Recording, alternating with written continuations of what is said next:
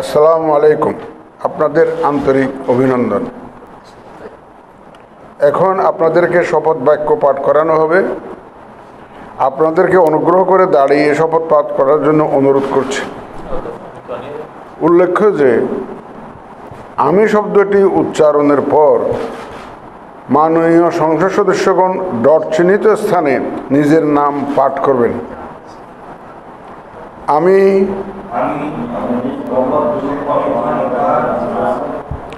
সংসদ সদস্য নির্বাচিত হইয়া সশ্রদ্ধ চিত্তে শপথ বা দৃঢ়ভাবে ঘোষণা করিতেছি যে আমি যে কর্তব্যভার গ্রহণ করিতে যাইতেছি তাহা আইন অনুযায়ী ও বিশ্বস্ততার সহিত পালন করিব।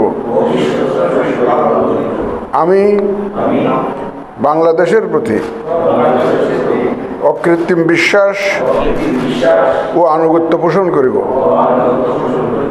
এবং সংসদ সদস্যরূপে আমার কর্তব্য পালনকে